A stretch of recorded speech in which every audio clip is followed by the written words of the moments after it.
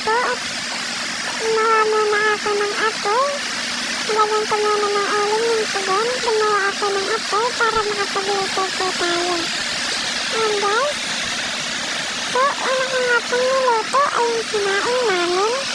Dahil wala pa po kaming sinaing at baka magalit ko si mother eh. So, ayan guys. At ayan, kumulo na nga po ang ating sinaing.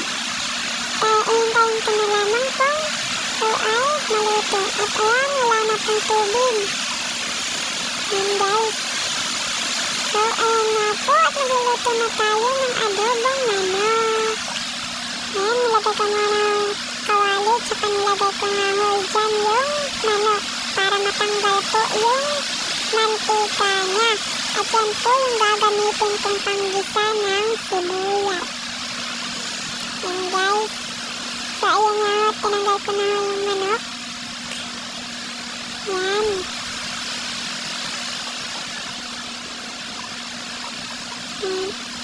Ayan ho, at nilagay ko na yung sibuyas. At ginisa ko na ho. Bisa.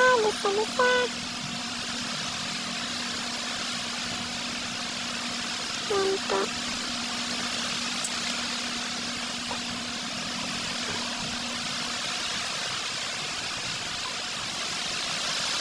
At yan, sinunod ko na ho ulit yung manok.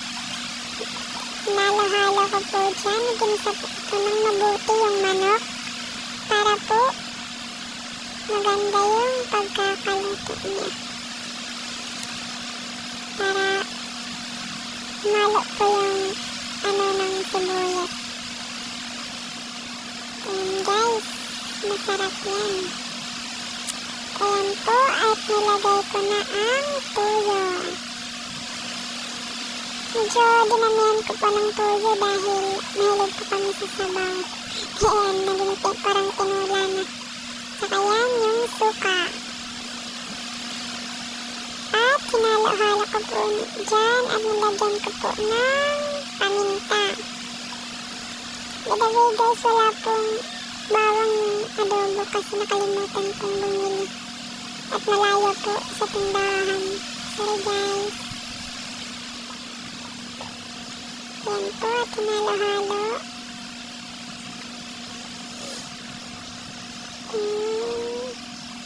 At nilagyan po ng tubig para hindi masyadong maalat. Yan guys, umuulan po dito sa amin.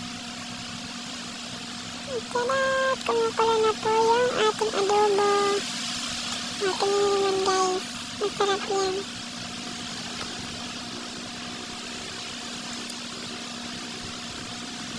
Yan po. At luto na. Ilagay ko na po sa lalagyan. Yan. Ang sarap yan. By the way guys, nilagyan ko po yan ng asukal. At nasign mo na po yan kung lalagyan nyo ng asukal. Ayan guys, tingnan nyo naman. Wow! Diba? Natatakam talaga kayo guys. Kaya kayo nanonood, magluto na rin kayo ng adobo. Diba? Ayan. Yun nga po. At kumain na ang inyong lingkod.